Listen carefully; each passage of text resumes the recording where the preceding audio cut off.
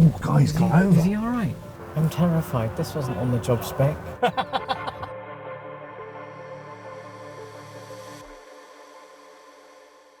Before we jump in front of a moving car, let's understand why we're jumping in front of a moving car.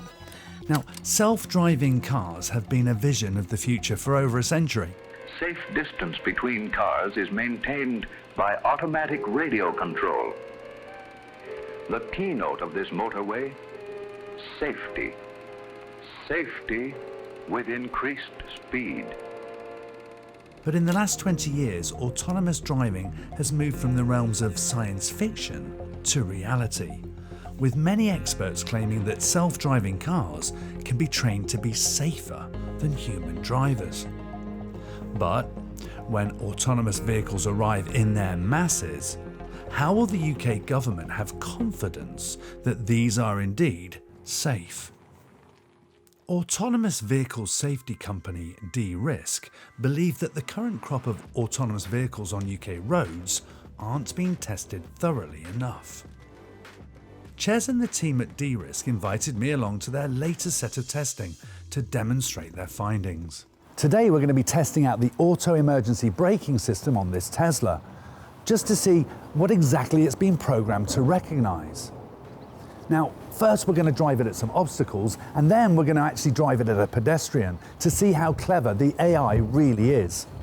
Is the AI ready, or is it all going to end in tears? Now, the Tesla Model 3 has a little camera on the top that actually looks at the road ahead. And as well as that, it's got a radar underneath the front bumper that scans the road ahead, and it takes that information into a really clever computer system, allowing it to understand whether there's other vehicles or obstacles in front of it that it might crash into. The question is, when it sees those things, it should apply the brakes. But will it though?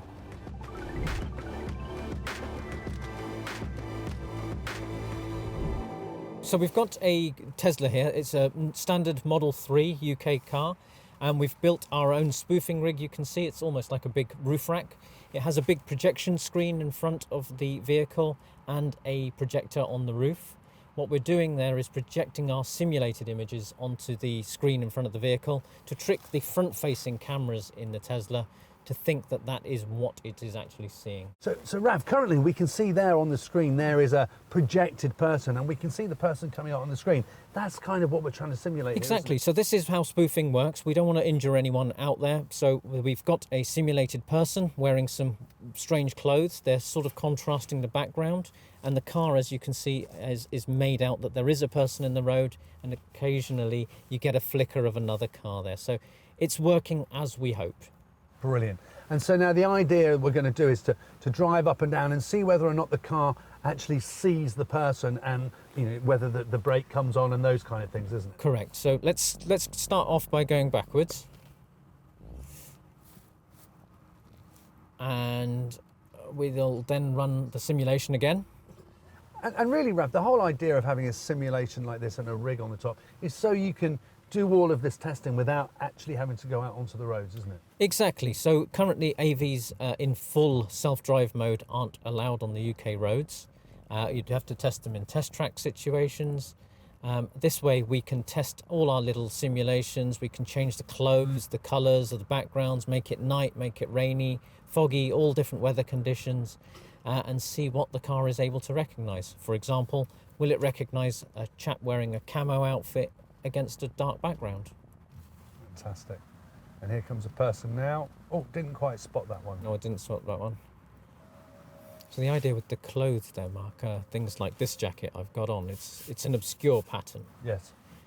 But people do wear obscure clothes, so there is a possibility that somebody would wear clothes and blend into the background. Yes. Then what would happen? Would the car see them? So would it now not see them? that came up then with a person and a stop sign. So is it seeing the red head as the stop sign and the person, or is it saying stop because there's a person? We believe it is seeing the red face as a stop sign. It's been programmed to recognise stop signs as red circles, and the red head looked like a red circle there, so it believes it's a stop sign. But here you can see it's noticed the car and the person there. Yeah. And the cyclist. We always wondered whether the spoofing would lead us to believe something that wasn't quite right. I mean, of course, this isn't the real world. So the next test that we do from here is to try and prove what we're seeing on the spoofing rig in real life.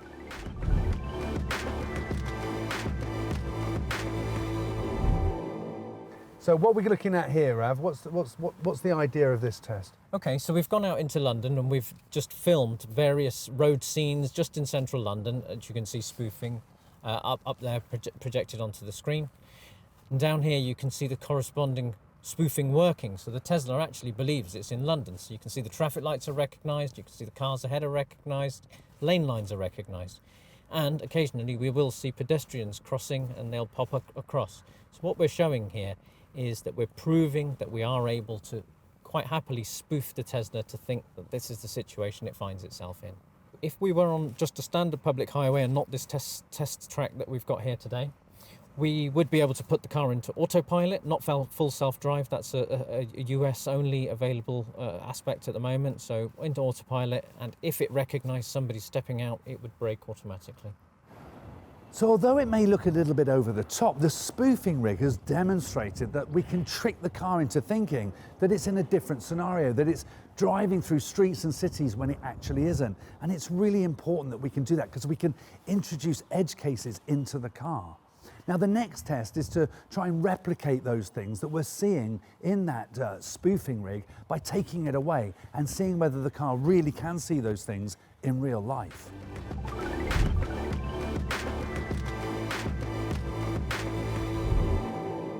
Safety systems aren't just set up to spot vehicles or larger objects such as buildings, they're also designed to spot people so that you don't knock over a pedestrian.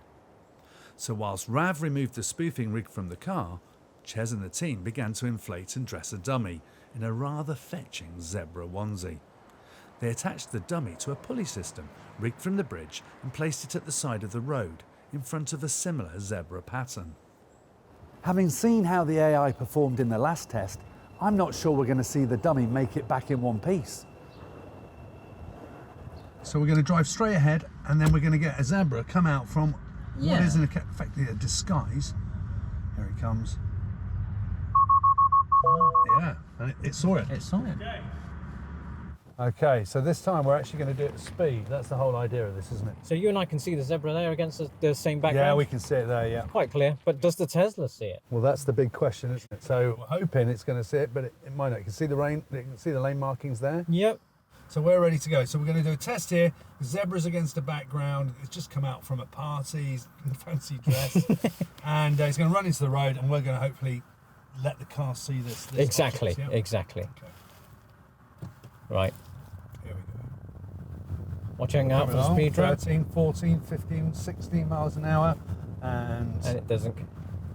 didn't see anything. Didn't see anything outside. Nothing.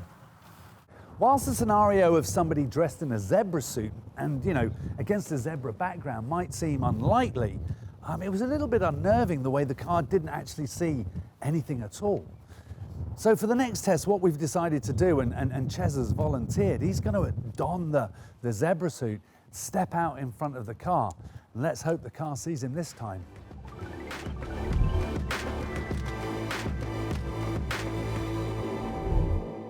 That's right, well here we go. So we're going to do a test now, Rav. What's the test we're going to be looking at for this one? So we saw what happened with the blow-up dummy. Let's see what happens with a real human in a suit. Maybe they've come out of a pub, Halloween, something like that. Cricket, there's always fancy dress at the cricket, for instance. A few pints in, yeah. And this chap decides to cross the road in front of a background which coincidentally matches his outfit. Will the car see him? We can quite clearly see that there is some person there. So it's really testing the edges of what the eye is different from cameras and computers. Exactly. So currently can't see anything there, can it? It could see our cameraman walking across behind the board, yep. But it doesn't actually see a zebra dancing. There we go. There's the cameraman, literally 6-7 feet away from him. Yep. But at the moment can't see. Didn't see that person run across from behind there either, though. That's interesting, isn't it? Okay, we're ready to go. Let's have a go at this test then. So we're going to come across now, and a real person in a zebra costume is going to step out. So it's seeing nothing so far? Nope.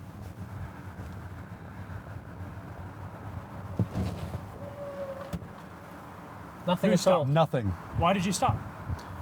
Because we didn't want to kill you. Come on, keep going this time. Okay. All right. It actually hit him. It did. I'm terrified. This wasn't on the job spec.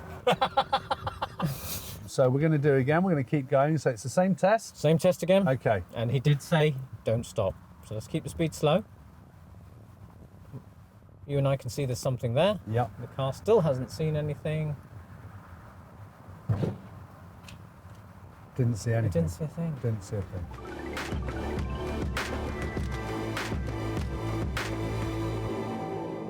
So the next test, it looks like here, we're doing a different camouflage pattern on a background to see whether the car discerns this person different from when we did the zebra. Exactly. So it's a test of how similar does the clothes have to be to the background. The last one we saw was the same pattern, the zebra pattern on a zebra background.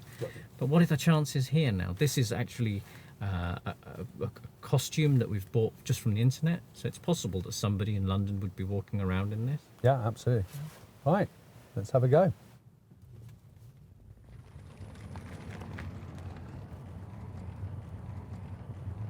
No, Yeah, it's got, oh, it's a cyclist. So that time we actually saw it, and it saw it fairly late, but it saw it as a cyclist, It which did. is interesting, isn't it? That pattern there.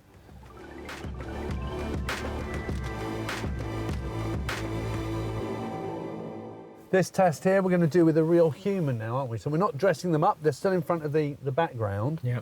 And the idea is hopefully to show the difference between the animal costume, the zebra costume that somebody was wearing on a night out, and somebody who's just walking out from behind the same sort of background. Exactly, Mark. So the last test had the camo print on the camo background. It failed. Let's try and prove now that that was a failure. So we'll have Chess dress up in his standard outfit against the contrasting background, and let's see what happens. Brilliant. Okay, here we go. So let's have a quick look at this then. There he goes. Yeah, but it didn't stop. It didn't stop. I just saw. The AV had correctly identified the object about to walk out as a person and alerted the driver, but ultimately it failed to stop. Before heading home, we had one more test to do.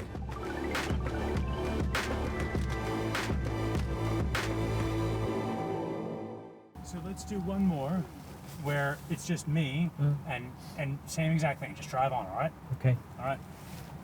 You guys ready? I don't like it when it says I don't drive like on. it. Do I you know don't what I'm like that, saying? yeah. I don't like it either. It's really unnerving. 3, 2, 1. So here we go. We're going to do a test now with a real person walking out from a similar position. Oh, guy's gone over. Is he all right? Did it come up? I didn't even see it because they were in shot. Are you all right? Yeah. Despite being knocked down once already, Chess wanted to rerun the test to see if they got repeat outcomes. There we go then. Okay, here we go. I'm watching the screen more than I'm watching anything else. Oh, crikey. Yeah, then it did it. Did it then? Yeah, then it did it. I like it with the camera. My word. Whoa, that made us all jump, didn't it? It When it did, auto we all brakes. went When it crazy. auto brakes, it really auto brakes, doesn't it? There we go. Here we go. Are we rolling? Yeah, we're rolling. This is it. Oh, yep, there we go. It's seeing us now. Honestly, that's the weirdest thing I've ever experienced. We've done test after test and it hasn't hit brakes like that. That was auto braking, right? Take the sort of what I would call the things that are distracting it away, and that time wallop, and both times straight in with the auto brakes. Incredible. So that's exactly what we're testing for, right? Autonomous vehicles these days are built to operate under nominal conditions.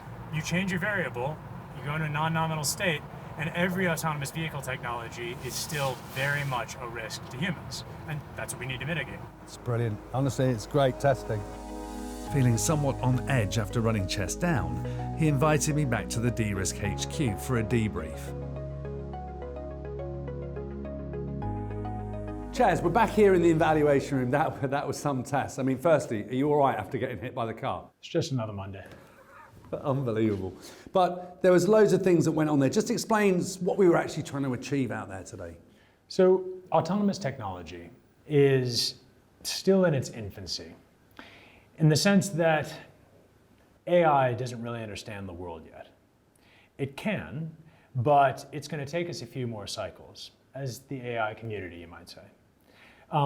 The autonomous vehicles that we have today have got a lot of the hardware in them that we can expect to see in something more like a true AI, a real car that can be driverless.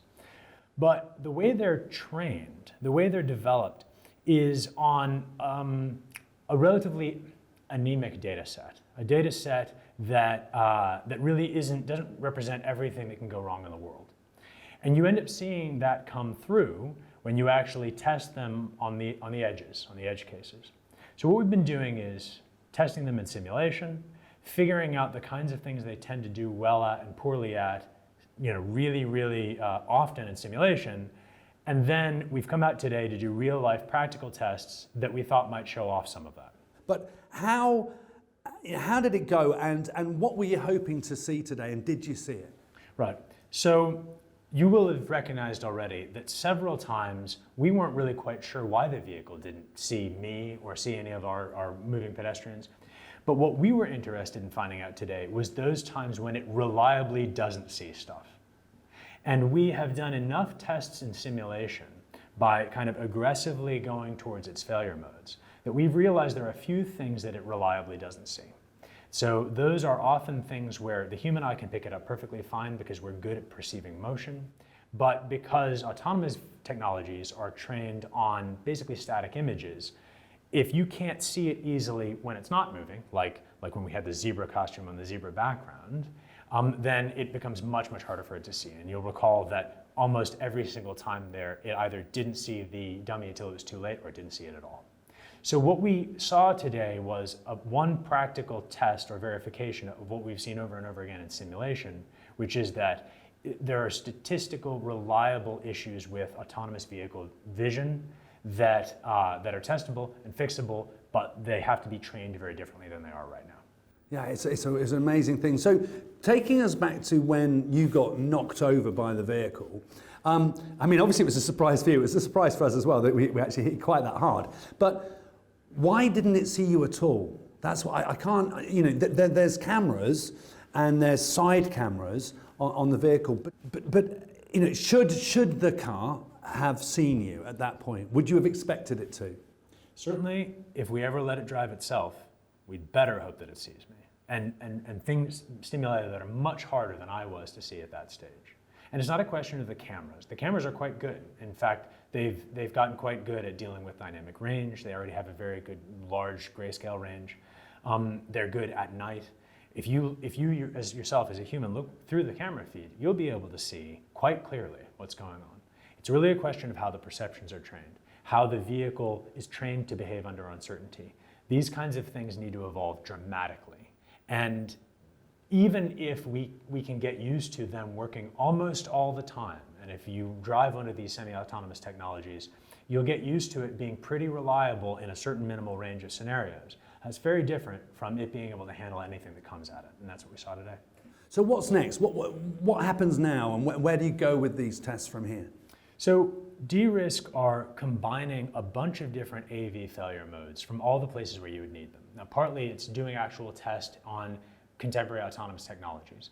This particular one we were testing today, they made it easy on us because it's quite easy to get a hold of one of these vehicles, but they're not representative of every single technology.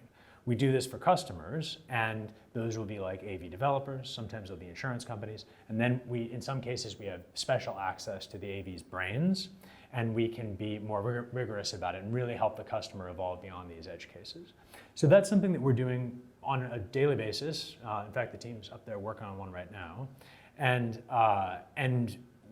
those kinds of tests genuinely will help push the field forward, we believe. We happen to believe we've got a bit of the special sauce here to do this a bit faster than the field is moving right now. But one way or the other, the AV field needs to be able to contend with these edge cases, the things that happen in the very, very long tail, and very, very individually, very, very unlikely, but collectively make up all the risk. You were talking there about sort of the brains inside the autonomous vehicles and not getting access to it. One of the things that came out of today's testing was, a standard car that you would buy, a production car, a mechanic can take it apart and have a look at how the turbocharger is different from a different turbocharger, the brakes are different from a different manufacturers, those kind of things. But when they've got 4 electric motors and a battery, and then a load of computer software, you're basically saying you can't gain access to the code. Yeah. How do we know the code is actually doing what it says on the tin and what it should be doing for the safety and all of those other issues around the person driving it? Totally. So there are a number of different views on this in the field at the moment. We've taken the position that you can't. It's going to be so complex that you can't have some sort of hook into what it's thinking or what it claims it's thinking and have a full understanding of what's going on. So we're doing a bit of a tip-to-tail test, and that's actually part of the reason that we have we've made such a foothold here in Britain, is because we and the Center for Connected and Autonomous Vehicles, which have given us a grant to make the ultimate driver's test for a self-driving car, connected on this idea that you've got to do a full tip-to-tail test on millions, perhaps even hundreds of millions, depending on which testing methodology we can convince them to settle on, of edge cases. You actually have to test everything. We have to be even a bit cleverer than that, because it's not just about testing a huge volume, it's about testing exactly the right ones.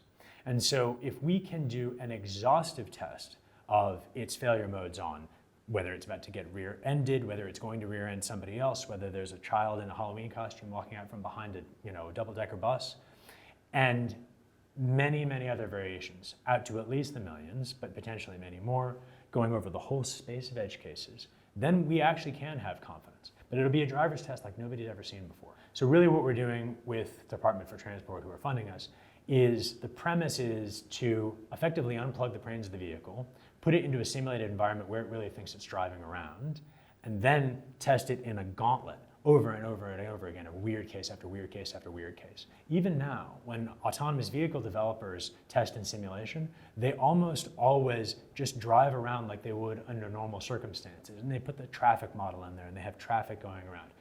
That's not enough either. You could still wait the lifetime of the universe practically driving around in simulation and not see anything interesting happen. We have to put it in simulation, make it really think it's driving, and then feed it weird thing after weird thing after weird thing in the right sequence. And then once we've done that, like I say, you'll see a driver's test that you've never seen before, but you'll recognize it's the right one. And that really is all about making the cars, from a public point of view, safe for other members of the public and you as a driver. Yes, very much. That's the key to all of this. Yes, and we strongly believe that they'll be at a negligible fatality rate. That not only will we do better than humans, but we'll have practically no road deaths, not at least from cars. People will still have heart attacks whilst walking around. That's another problem to solve. But we're at the stage where we can achieve, near zero road deaths, road fatalities, injuries, and that's the goal, and that's very possible if we do the testing right. Gathering enough data to prove self-driving cars are safe would require hundreds of millions, even billions of miles to be driven. It's a potentially enormously expensive endeavour, which is why researchers are trying to figure out other ways to validate driverless car safety, such as a computer simulation and test tracks. Whilst autonomous vehicles have the potential to be safer, it's clear that they're not safer in practice. Well, at least not yet, and what we saw today shows that. Human-controlled driving today is already a remarkably safe activity. In the United States, there is approximately 1 death for every 100 million miles driven. Self-driving cars would, presumably, need to do better than that, which is what the companies behind them say they will do. But how much better isn't an easy answer. Do they need to be 10% safer? 100% safer? And most importantly, is it acceptable to wait for autonomous vehicles to meet super high safety standards if it means more people die in the meantime?